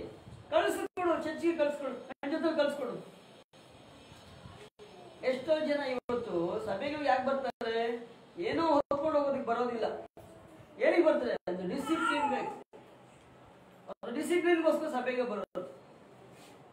ಅದರಿಂದ ದೇವರು ನಮಗೆ ಏನಾಗಿದೆ ಅಂತ ಹೇಳಿದ್ರೆ, ನಮಗೆ ಮೂಲೆಗಲ್ಲಾಗಿದ್ದಾನೆ. ಆ ಮೂಲೆಗಲ್ಲು ಅನೇಕರು ಅದನ್ನ ತಿರಸ್ಕರಿಸಲ್ಪಟ್ಟರು, ಆದ್ರೆ ಅದೇ ಮೂಲೆಗಲ್ಲು. ಪ್ರಪಂಚಕ್ಕೆ ಅಡಿಪಾಯ ಆದಾಗ ದೇವರು, ಪ್ರಪಂಚವು ಕೆಟ್ಟು ಹೋಗುತ್ತೆ, ದೇವರಿಗೂ ಗೊತ್ತು. ಅದೇ ಮೂಲೆಗಲ್ಲನ್ನ ದೇವರು ಅನಾದಿ ಕಾಲದಲ್ಲೇ ನಿರ್ಮಿಸಿಬಿಟ್ಟಿದ್ದ. ಅನಾದಿ ಕಾಲದಲ್ಲೇ ಈ ಪ್ರಪಂಚವನ್ನು ರಕ್ಷಿಸಲುಗೋಸ್ಕರ ದೇವರು ಮೂಲೆಗಲ್ಲಾಗಿ ನಿಂತುಬಿಟ್ಟಿದ್ದ. ಆ ಮೂಲೆಗಲ್ಲು ಆಧಾರ ಇಲ್ಲದೆ ಪ್ರಪಂಚ ನಿರ್ಮಾಣ ಆಗಲಿಲ್ಲ. ಆತನು ಕರ್ತನಾಗಿರುವಂತ ಯೇಸು ಕ್ರಿಸ್ತನು. ಅದರಿಂದ ನಾವು ಏನಾಗಿದ್ದೇವೆ ಅಂತ ಹೇಳಿದ್ರೆ, ಆತ್ಮ ಸಂಬಂಧವಾಗಿ ದೇವರಿಗೆ ಏನಾಗ್ತಾ ಇದ್ದೇವೆ? ನಾವು ಕಟ್ಟಲ್ಪಡ್ತದೆ. ಮೊದಲನೇ ಕೊರಿಂಥ ಬರೆದ ಪತ್ರಿಕೆ ಒಂದು ಮಾತು ನೋಡೋಣ. ಮೊದಲನೇ ಕೊರಿಂಥ ಬರೆದ ಪತ್ರಿಕೆ ಓದಿಮ್ಮ, 3:16 ಮಾತು ಓದಿಮ್ಮ. ನೀವು ದೇವರ ಆಲಯವಾಗಿದ್ದೀರೆಂದು ದೇವರ ಆತ್ಮನು ನಿಮ್ಮಲ್ಲಿ ವಾಸ ಮಾಡುತ್ತಾನೆಂದು ನಿಮಗೆ ಗೊತ್ತಿಲ್ಲವೋ? ಯಾರು ನಮ್ಮಲ್ಲಿ ವಾಸ ಮಾಡ್ತಾ ಇದ್ದಾರೆ? ದೇವರಾತ್ಮನು ನಮ್ಮಲ್ಲಿ ವಾಸವಾಗಿದ್ದಾನೆ. ಅವಾಗ ದೇವರಾತ್ಮನಿಗೆ ನಮ್ಮಲ್ಲಿ ದೇವರ ಆಲಯ ಇದೆಯಾ? ದೇವರ ಆಲಯ ಅಂತ ಹೇಳಿದ್ರೆ ಏನು? ಆಲಯ ಅಂದ್ರೆ ಏನು? ಆಲಯ ಅಂದ್ರೆ ಏನು? ಆಲಯ ಹೇಗಿರುತ್ತೆ? ಪರಿಶುದ್ಧವಾಗಿರುತ್ತೆ, ನೀಟ್ ಕ್ಲೀನ್ ಆಗಿರುತ್ತೆ. ಇರುತ್ತಾ? ಆಲಯದಲ್ಲಿ ಏನಿರುತ್ತೆ? ಆಲಯದಲ್ಲಿ ದೇವರ ಕಾರ್ಯಗಳು ಮಾತ್ರ ಇರ್ತವೆ, ಬೇರೆ ಕಾರ್ಯಗಳು ಇರೋದಿಲ್ಲ. ಆಲಯದಲ್ಲಿ ಆತ್ಮ ಸಂಬಂಧವಾದ ಕಾರ್ಯಗಳು ಹೊರತು ಲೋಕ ಕಾರ್ಯಗಳು ಆಲಯದಲ್ಲಿ ಇರೋದಿಲ್ಲ. ಇರ್ತವ ಕೆಲವು ಆಲಯಗಳ ಸುತ್ತ ಏನಂತ ಗೊತ್ತಾ? ಬೀಳ್ಪಾಟಗಳು ಬಿದ್ದಿರ್ತವೆ. ಆಲಯ ಸುತ್ತ ಏನು ಬಿದ್ದಿರ್ತವೆ? ಬೀಳ್ಪಾಟಗಳು ಬಿದ್ದಿರ್ತವೆ. ಕುಡಿದು ಕುಪ್ಪಳಿಸ್ತಾ ಇರ್ತಾರೆ ಬಹಳ ಜನ. ಅವ್ರಿಗೆ ಗೊತ್ತಿಲ್ಲ, ಅದರ ಮಹಿಮೆ ಗೊತ್ತಿಲ್ಲ, ಮಹಿಮೆ ಗೊತ್ತಿಲ್ಲ. ಆದ್ರೆ ನಾವು ದೇವರಿಗೆ, ದೇವರು ಆತ್ಮನಾಗಿರುವುದರಿಂದ ಆತ್ಮನು ನಮ್ಮಲ್ಲಿ ಇದ್ದಾನೆ. ನಮ್ಮಲ್ಲಿರುವಂತಹ ದೇವರಿಗೆ ಒಂದು ಆಲಯವಾಗಿ ನಾವು ಕಟ್ಟಲ್ಪಡ್ತಾ ಇದ್ದೇವೆ. ನಾವಂತೂ ಕಟ್ಕೊಳಕ್ಕಾಗ್ತಾ ಇಲ್ಲ. ಯಾಕಂತ ಹೇಳಿದ್ರೆ ನಾವು ಪಾಪದಲ್ಲಿರುವಂತವರು, ಪಾಪದ ಆಲೋಚನೆಗಳಲ್ಲಿರುವಂತವರು, ನಾವು ಅಪವಿತ್ರರು. ಆದರೆ ದೇವರು ನಮಗೋಸ್ಕರ ಏನ್ ಮಾಡ್ತಾ ಇದ್ದಾನೆ ಅಂತ ಹೇಳಿದ್ರೆ, ಆತನಿಗೋಸ್ಕರ ಒಂದು ಆಲಯವಾಗಿ ನಮ್ಮನ್ನ ಬಿಲ್ಟ್ ಮಾಡ್ತಾ ಇದ್ದಾನೆ. ಈಗ ನೀವು ದೇವರ ಹಾಗೆ ಬಿಲ್ಟ್ ಆದ್ರೆ ಅನ್ಕೊಳ್ಳಿ, ಪರಿಶುದ್ಧರಾಗಿ ಬಿಲ್ಟ್ ಆದ್ರೆ, ಒಳ್ಳೆಯವರಾಗಿ ಬಿಲ್ಟ್ ಆದ್ರೆ, ನೀತಿವಂತರಾಗಿ ಬಿಲ್ಟ್ ಆದ್ರೆ ಅನ್ಕೊಳ್ಳಿ. ಅವಾಗ ಆ ಮನೆ ಒಳಗಡೆ ಎಲ್ಲರೂ ಏನಾಗಿರ್ತಾರೆ? ಆ ಮನೆಯಲ್ಲಿ ಎಲ್ಲರೂ ಸಹ ಹಾಗೇನೆ ಬಿಲ್ಟ್ ಆಗ್ತಾರೆ, ಹಾಗೇನೆ ಬೆಳೀತಾರೆ, ಹಾಗೇನೆ ಅಭಿವೃದ್ಧಿ ಆಗ್ತಾರೆ.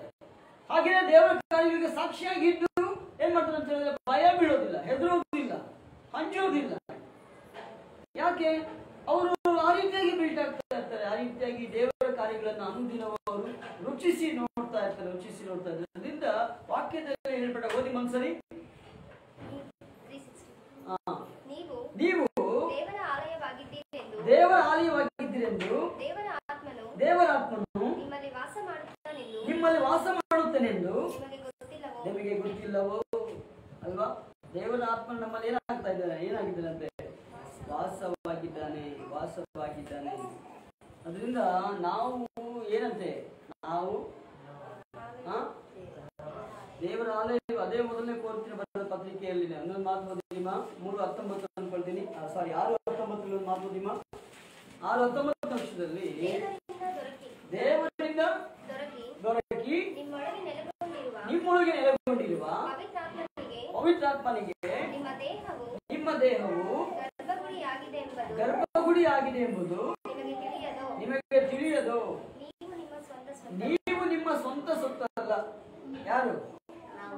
ನಾವು ನಮ್ಮ ಸ್ವಂತ ಸೊತ್ತು ಅಲ್ಲ. ನಾವು ಅಂತ ಹೇಳ್ಕೊಳ್ಳೋದಕ್ಕೆ ನನಗೆ ಯಾವ ರೈಟ್ಸ್ನೂ ಇಲ್ಲ. ನಮ್ಮ ಶಕ್ತಿ ಬಲ, ಜ್ಞಾನ, ನಮಗಿರುವಂತಹ ಹಣ ಬಲ, ನಮಗಿರುವಂತಹ ಮನುಷ್ಯರ ಬಲ, ಅಧಿಕಾರದ ಬಲ ಯಾವುದು ನಮ್ದಲ್ಲ. ನಾವು ಏನಾಗಿದ್ದೇವೆ ಅಂತ ಹೇಳಿದ್ರೆ, ಮೇಲೆ ನಡೆಸ್ತಾ ಇದ್ದೇವೆ, ನಾವು ನಡೀತಾ ಇದ್ದೇವೆ ಅಷ್ಟೇ.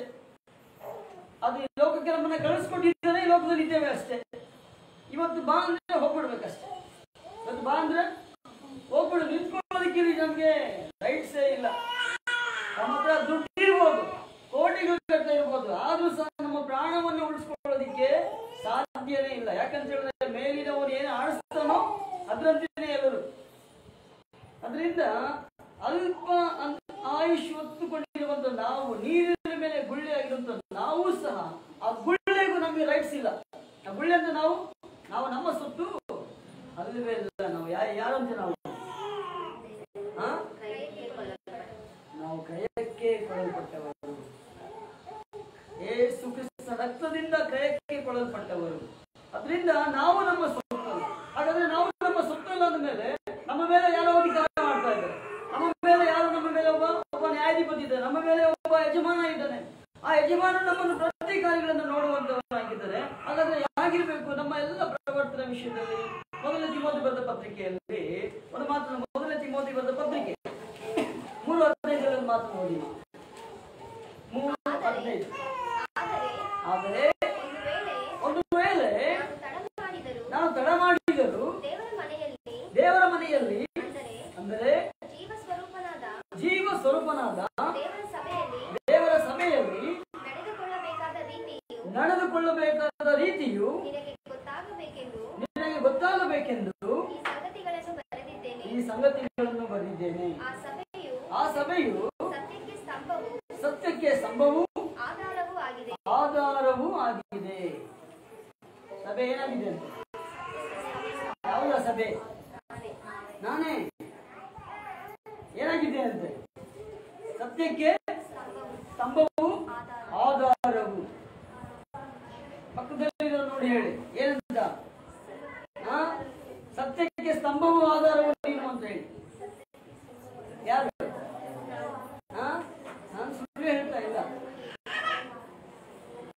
ದೇವನು ಸತ್ಯವಂತನು, ಆ ಸತ್ಯಕ್ಕೆ ಆದಿ ಸಂಭೂತನು, ಆಧಾರವು ಆತನೇ. ಅವಾಗ ಆತ್ಮನೇ ನಮ್ಮಲ್ಲಿ ಇರೋದ್ರಿಂದ, ಆತ್ಮ ನಮ್ಮಲ್ಲಿ ವಾಸವಾಗಿರೋದ್ರಿಂದ ನಾವು ಹಾಗೆ ಆಗಿದ್ದೇವೆ. ಹಾಗಾದ್ರೆ ಹಾಗಿದ್ದೀವಾ? ಆ ರೀತಿಯಾಗಿ ನಡ್ಕೊಳ್ತಾ ಇದ್ದೀವಾ? ಆ ಸತ್ಯವು ನಮ್ಮಲ್ಲಿ ನೆಲೆಯಾಗಿದೆಯಾ? ಆ ದೇವರ ಕಾರ್ಯಗಳನ್ನು ನಾವು ಅವಲಂಬಿಸಿ ಜೀವಿಸ್ತಾ ಇದ್ದೀವಾ? ಉಪದ್ರವ ಬರುವಾಗ, ಕಷ್ಟ ಬರುವಾಗ, ಕೋಪ ಬರುವಾಗ, ಆವೇಶ ಬರುವಾಗ, ಉದ್ವೇಗ ಬರುವಾಗ ನಮ್ಮ ತಾಳ್ಮೆಯನ್ನು ಕಳ್ಕೊಂಡು ನಾವು ಪ್ರವರ್ತನೆ ಮಾಡ್ತಾ ಇದೀವ? ಸತ್ಯಕ್ಕೆ ಏನಾಗಿದೆ ಅಂತ ನೀವು ಸ್ತಂಭವು ಆಧಾರವು. ನಿಮ್ಮ ಜನರೇಷನ್ಗೆ, ನಿಮ್ಮ ಮುಂದಿನ ಪೀಳಿಗೆಗೆ, ನಿಮ್ಮ ಮಕ್ಕಳಿಗೆ, ನಿಮ್ಮನ್ನು ನೋಡುವವರಿಗೆ, ನಿಮ್ಮ ಅಕ್ಕಪಕ್ಕದವರಿಗೆ, ನಿಮ್ಮ ನೆರೆಯವರಿಗೆ, ನಿಮ್ಮ ಬಂಧು ಬಳಗಕ್ಕೆ, ನಿಮ್ಮ ಸ್ನೇಹಿತರಿಗೆ ನೀವು ಸತ್ಯವು ಆಧಾರವು, ಸತ್ಯಕ್ಕೆ ಸ್ತಂಭವು ಆಧಾರವು ಅನ್ನೋದನ್ನು ಮರಿಬಾರದು. ಯಾಕಂದ್ರೆ ನಮ್ಮ ಪ್ರವರ್ತನೆ ಆಗಿದೆ, ನಮ್ಮ ನಡೆ ನುಡಿ ಆಗಿದೆ, ನಮ್ಮ ನುಡಿ ಹೇಗಿದೆ. ಅದಕ್ಕೆ ವಾಕ್ಯ ಹೇಳ್ತಾ ಇದೆ, ನೀವು ಸತ್ಯಕ್ಕೆ ಸ್ತಂಭವು ಆಧಾರವಾಗಿದೆ. ನಿಮ್ಮನ್ನು ನೋಡಿನೇ ನಿಮ್ಮ ಮಕ್ಕಳು ಬೆಳೆಯ, ನಿಮ್ಮನ್ನು ನೋಡಿನೇ ಅವರ ಅಭಿವೃದ್ಧಿ, ನಿಮ್ಮನ್ನೇ ಕಾಪಿ ಮಾಡೋದವ್ರು. ನಿಮ್ಮ ಜೆರಾಕ್ಸ್ ಯಾರಂದ್ರೆ ನಿಮ್ಮ ಮಕ್ಕಳು. ಆ ಜೆರಾಕ್ಸ್ ಆಗಿರ್ಬೇಕು. ಎಚ್ಚರಿಕೆ. ಮಕ್ಕಳು ದೇವರು ಕೊಡುವಂತಹ ಬಹುಮಾನ, ದೇವರು ಕೊಟ್ಟಿರುವಂತಹ ಗಿಫ್ಟ್ ನಮಗೆ. ಅವರನ್ನು ನಮಗೋಸ್ಕರ ಅಲ್ಲ, ದೇವರಿಗೋಸ್ಕರ ಬೆಳೆಸಬೇಕೆಂಬುದಾಗಿ, ದೇವರಿಗೋಸ್ಕರ ನಾವು ಅವರನ್ನು ಸನ್ಮಾನದಲ್ಲಿ ಬೆಳೆಸಬೇಕೆಂಬುದಾಗಿ. ಯಾಕೆ ದೇವರಿಗೋಸ್ಕರ ಅಂತ ಹೇಳಿದ್ರೆ ದೇವರ ಆತ್ಮನ ಅವರಲ್ಲಿ ಇದ್ದಾನೆ. ಅದಕ್ಕೆ ವಾಕ್ಯ ಹೇಳ್ತದೆ, ನೀವು ನಿಮ್ಮ ಸೊತ್ತು ಅಲ್ಲ, ನೀವು ಕ್ರಯಕ್ಕೆ ಕೊಡಲ್ಪಟ್ಟಿದ್ದೇವೆ, ನೀವು ದೇವರ ಆಲಯವಾಗಿದ್ದೀರಿ, ದೇವರ ಆತ್ಮನು ನಿಮ್ಮ ಒಳಗಡೆ ವಾಸವಾಗಿದ್ದಾನೆ. ಅಂತ ವಾಸವಾಗಿರುವ ದೇವರ ಆತ್ಮನನ್ನು ಅನುದಿನವೂ ನಮ್ಮ ಪ್ರವರ್ತನೆಯಿಂದ ನಾವು ಯಾವ ರೀತಿಯಾಗಿ ಏನ್ ಮಾಡ್ತಾ ಇದ್ದೇವೆ? ಸಂತೋಷ ಪಡಿಸ್ತಾ ಇದ್ದೇವೆ. ಗುರುತಿಸಬೇಕು. ಇವತ್ತು ಅನೇಕ ಕಡೆ ಇದೇ ಕಾರ್ಯಗಳೇ. ಅದರಿಂದನೇ ಇವತ್ತು ಪ್ರಪಂಚದಲ್ಲಿ ನೆಮ್ಮದಿ ಇಲ್ಲ. ತಂದೆ ತಾಯಿ ಮಕ್ಕಳನ್ನ ಬೆಳೆಸಿ ದೊಡ್ಡವರು ಮಾಡಿದ್ಮೇಲೆ ಭಯ ಏನಾಗುತ್ತೆ? ಮಗ ಇದ್ದ ಅಂತ ಹೇಳಿದ್ರೆ ಯಾರು ಕರ್ಕೊಂಡ್ಬಂದ್ಬಿಡ್ತಾರೋ ಮಗನು ಅಂತ ಭಯ. ಮಗಳಿದ್ದ ಅಂತ ಹೇಳಿ ಏನಾಗುತ್ತೋ ಏನು, ಯಾವ ಹದ್ದಿನ ಹಾಗೆ ಕಾಯ್ತಾ ಇರ್ತಾರೆ, ಕಣ್ಣು ಮುಚ್ಚಕ್ಕೆ ಕಾಯ್ತಾ ಇರ್ತಾನೆ. ಕೆಳಗಡೆ ಬಿದ್ದರೆ ಮಣ್ಣು ಹೋಗ್ಬಿಟ್ರೆ, ಮೇಲೆ ಎತ್ಕೊಂಡ್ರೆ ಹದ್ದು ಎತ್ಕೊಂಡೋಗ್ಬಿಡುತ್ತೆ ಅಂತ ಹೇಳಿದ್ರೆ ಹದ್ದಿನ ಕಣ್ಣು ಹಾಯಿಸಿರ್ತಾರೆ ಮಕ್ಕಳ ಮೇಲೆ. ಯಾಕೆ? ಭಯದ ವಾತಾವರಣ, ನಂಬಿಕೆ ಇರೋದಿಲ್ಲ. ಅಕ್ಕಪಕ್ಕದವರನ್ನ ನೋಡ್ತೇವೆ, ಅವರನ್ನು ನೋಡಿ ನಮ್ಮ ಮಕ್ಕಳು ಹಾಳಾಗ್ತಾರೆ ಎಂಬುದಾಗಿ ಬಹಳ ಕಡೆ ಈ ರೀತಿಯಾದ ಘಟನೆಗಳೇ ನಡೀತಾ ಇದೆ. ಅದರಿಂದ ನಾನು ಹೇಳೋದೇನಂತ ಹೇಳಿದ್ರೆ ನಾವು ಸತ್ಯಕ್ಕೆ ಸಂಭವ ಆಧಾರವಾಗಿರೋದ್ರಿಂದ ಸತ್ಯಕ್ಕೆ ಅಪಜಯ ಎಲ್ಲೂ ಇಲ್ಲ. ಸತ್ಯಕ್ಕೆ ಎಲ್ಲುವುದು ಸಹ ಜಯವಾಗಿರೋದ್ರಿಂದ ನಾವು ಆ ಕಾರ್ಯಗಳನ್ನು ನಿರ್ವಹಿಸಬೇಕು. ಅದರಿಂದ ವಾಕ್ಯ ಹೇಳಲ್ಪಡ್ತಾ ಇದೆ, ನಾವು ಪ್ರತಿ ವಿಷಯದಲ್ಲೂ ಸಹ ನಮ್ಮ ಪ್ರವರ್ತನೆ ವಿಷಯದಲ್ಲಿ ನಾವು ಬಹಳ ಜಾಗ್ರತೆಯಿಂದ ಇರಬೇಕು. ಮಕ್ಕಳನ್ನು ಎಷ್ಟು ಮುದ್ದು ಮಾಡ್ತೇವೆ, ಅವ್ರ ಕ್ಷೇಮವನ್ನು ಎಷ್ಟು ಬಯಸುತ್ತೇವೆ, ಹಾಗೆಯೇ ಅವರ ಮುಂದೆ ನಮ್ಮ ಪ್ರವರ್ತನೆ, ನಮ್ಮ ನಡೆ, ನಮ್ಮ ಮಾತುಗಳು ಸಹ ಬಹಳ ಜಾಗ್ರತೆಯಾಗಿರ್ಬೇಕು. ಮಕ್ಕಳು ನೋಡಿ ಬೇಗ ಕಟ್ಕೊಂಡ್ಬಿಡ್ತಾರೆ, ಬಹಳ ಬೇಗ ಕಟ್ಕೊಂಡ್ಬಿಡ್ತಾರೆ. ಹಲ್ಲೆಲೂಯಾ ಅಂತ ಹೇಳಿದ್ರೆ ಹಲ್ಲೆಲೂಯಾ ಅಂತ, ಪ್ರಾರ್ಥನೆ ಮಾಡ್ತಾರೆ, ಹೊಡಿ ಅಂತ ಹೊಡಿತಾರೆ, ಬೈ ಅಂತ ಬೈತಾರೆ. ಯಾರು ಹೇಳ್ಕೊಡ್ತೀವಲ್ಲ? ಯಾರು ಹೇಳ್ಕೊಡುದು? ನಾವೇ. ನಾವು ಯಾರಂತೆ? ಯಾರು? ಸತ್ಯಕ್ಕೆ ಸ್ತಂಭವು ಆಧಾರ. ಯಾರಂತೆ? ಸತ್ಯಕ್ಕೆ ಸ್ತಂಭವು ಆಧಾರ. ಹೊಡಿ. ಯಾರು ಹೇಳುದು? ಸತ್ಯ ಹೇಳುತ್ತೆ. ಸತ್ಯಕ್ಕೆ ಆಧಾರವಾಗಿರೋ ನಾನು ಹೇಳೋದು ಏನಂತ? ಹೊಡಿ ಬಡಿ ಕಲ್ಸ್ಕೊಡ್ತೇವೆ ಮಾತು. ಇವತ್ತು ಬಹಳ ಕಡೆ ನೋಡ್ತೇವೆ, ಒಂದು ವಯಸ್ಸು ಆದ ಮೇಲೆ ತಂದೆ ತಾಯಿ ಬಲ ಸ್ವಲ್ಪ ಕಡಿಮೆ ಆಯ್ತು ಅನ್ಕೊಳ್ಳಿ, ಮಕ್ಕಳು ಅವಾಗ ಪ್ರಭಾವಿತ ಆಗ್ಬಿಡ್ತಾರೆ. ಅವ್ರಿಗೆ ಭಯ ಇರೋದಿಲ್ಲ. ಆ ಭಯ ಹೋಗೋದಕ್ಕೆ ಕಾರಣ ಏನಂತ ಹೇಳಿದ್ರೆ ನಮ್ಮ ಪ್ರವರ್ತನೆ. ನಾವು ಸ್ಟ್ರಿಕ್ಟ್ ಆಗಿದ್ದೀವಿ ಅನ್ಕೊಳ್ಳಿ, ಮಿಲಿಟರಿ ನಂತರ ಮುತ್ತುಗಳಾದ್ರೂ ಸರಿ. ಈವಾಗಲೂ ಕೆಲವು ಕಡೆ ಮಕ್ಕಳು ನಡ್ಕೊಂಡು ಅಪ್ಪ ನಿಂತ್ಕೊಳ್ತಾರೆ. ಈಗಲೂ ಸಹ ಅಪ್ಪ ಹೋಗಿ ಧೈರ್ಯ ನಿಂತ್ಕೊಂಡು ಮಾತಾಡಲ್ಲ, ಅಮ್ಮನಿಗೆ ಕಳಿಸ್ತಾರೆ. ವಯಸ್ಸಾಗಿ ಮಕ್ಕಳಾಗಿ ಮೊಮ್ಮಕ್ಕಳಿದ್ರು ಸಹ ಇವತ್ತು ಎಷ್ಟೋ ಕುಟುಂಬಗಳು ಆ ರೀತಿಯಾಗಿದೆ. ಅವ್ರ ಅಮ್ಮ ಹತ್ರ ಹೇಳಿ ಕಳಿಸ್ತಾರೆ, ಅಪ್ಪ ಹಾಸಿಗೆ ಇದ್ರು ಸರಿ, ಕೋಲ್ ಇಟ್ಕೊಂಡು ನಡ್ತಾ ಇದ್ರು ಸರಿ. ಇವತ್ತು ಎಷ್ಟೋ ಕುಟುಂಬಗಳು ನಾನು ತೋರಿಸ್ತೇನೆ ನಿಮ್ಗೆ, ಈಗ ನನ್ನಿಂದ ಇದ್ದಾರೆ. ತಂದೆ ಗೌರವ, ರೆಸ್ಪೆಕ್ಟ್ ಇದೆ. ಅವ್ರಿಗೆ ಹೇಳಿದ ಮಾರ್ಗಗಳನ್ನು ಕಾಪಾಡುವ ಇವತ್ತಿದೆ. ಕಾರಣ ಅಂತ ಹೇಳಿದ್ರೆ ಅವ್ರು ಆ ರೀತಿಯಾಗಿ ಬಿಲ್ಟ್ ಆಗ್ಬಿಟ್ರು, ಸತ್ಯಕ್ಕೆ ಒಳಪಟ್ಟರು.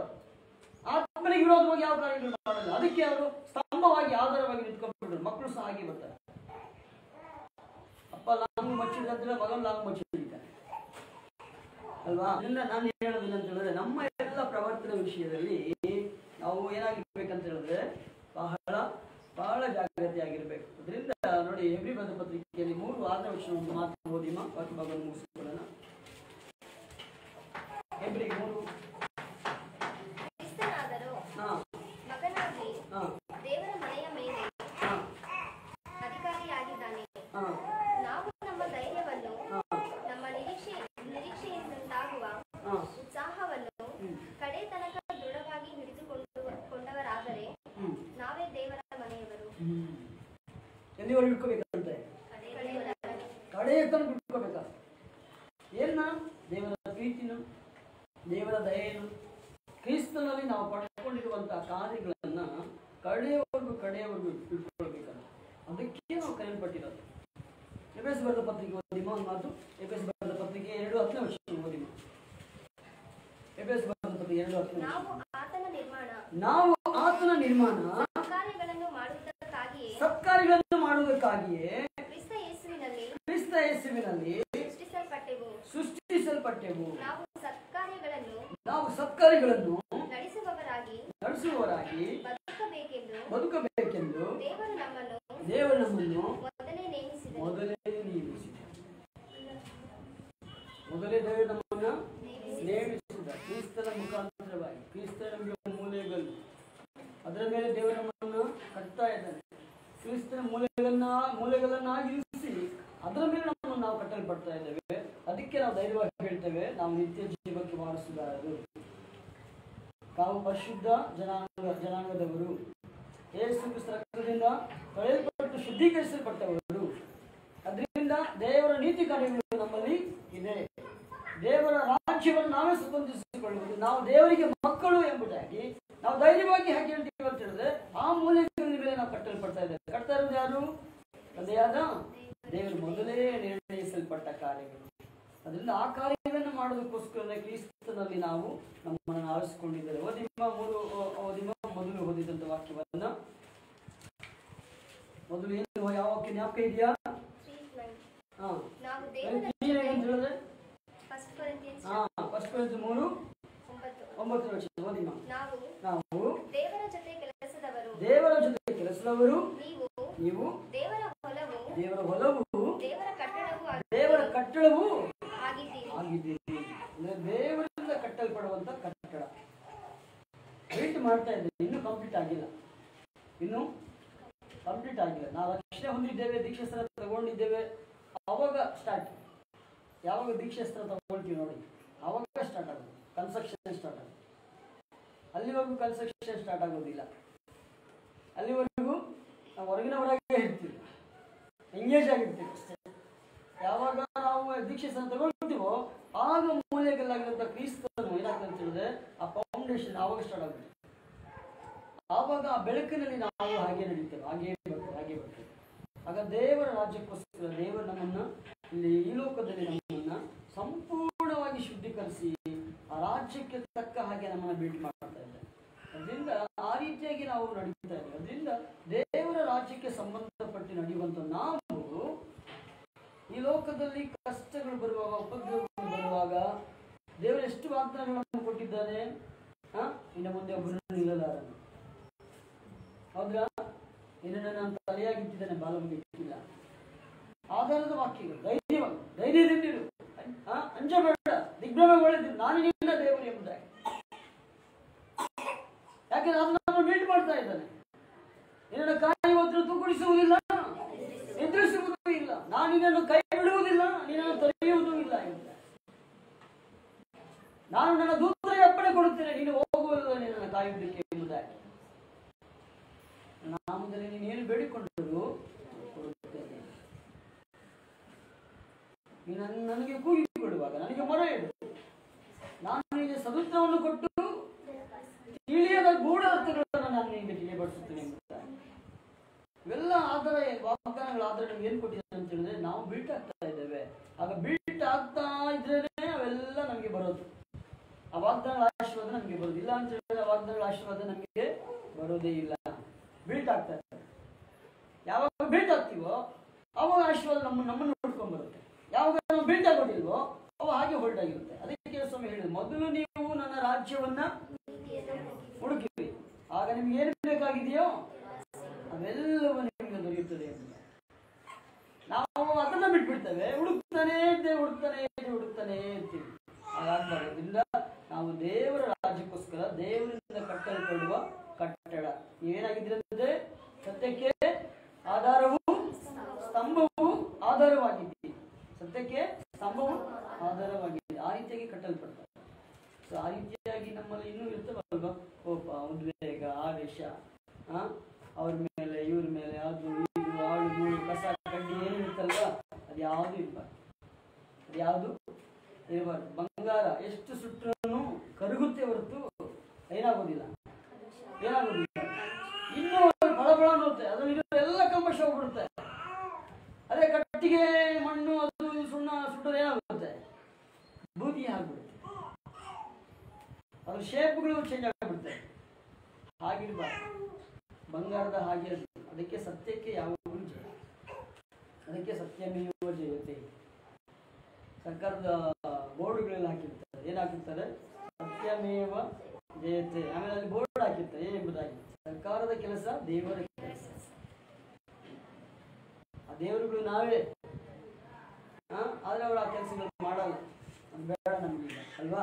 ಅದರಿಂದ ನಾವು ಏನಾಗಿದ್ದೇವೆ ಅನ್ನೋದನ್ನ ಪರೀಕ್ಷೆ ಮಾಡಿಕೊಂಡು, ಯಾರಿಂದ ಯಾರಿಗೋಸ್ಕರ ಕಟ್ಟಲ್ಪಡ್ತಾ ಇದ್ದೇವೆ, ಆ ಮೂಲೆಗಲ್ಲಾಗಿರುವತ್ತು ಏನಾಗಿದ್ದೇನೆ ನನ್ನಲ್ಲಿ ಅನ್ನೋದನ್ನ ಪರೀಕ್ಷೆ ಮಾಡಿಕೊಂಡು ನಾವು ಪ್ರಾರ್ಥನೆ ಮಾಡಿಕೊಳ್ಳೋಣ. ನಮ್ಮನ್ನು ನಾವು ಹೆಚ್ಚಿಸಿಕೊಂಡು ನಾವು ಕೇಳಿದ ವಾಕ್ಯದ ಮೇಲೆ ಸರಿ ಮಾಡಿಕೊಂಡು ದೇವರ ರಾಜ್ಯಕ್ಕೋಸ್ಕರ ಸತ್ಯಕ್ಕೆ ಆಧಾರವು ಸ್ತಂಭವೂ ಆಧಾರವಾಗಿರುವಂತೆ ದೇವರು ಕೇಳಿದ ವಾಕ್ಯದ ಮೇರೆಗೆ ನಮ್ಮನ್ನು ಆಶೀರ್ವದಿಸಿ ಬಲಪಡಿಸಿ. God bless you all. ದೇವರು ನಿಮ್ಮನ್ನು ಆಶೀರ್ವದಿಸಿ ಬಲಪಡಿಸಿ.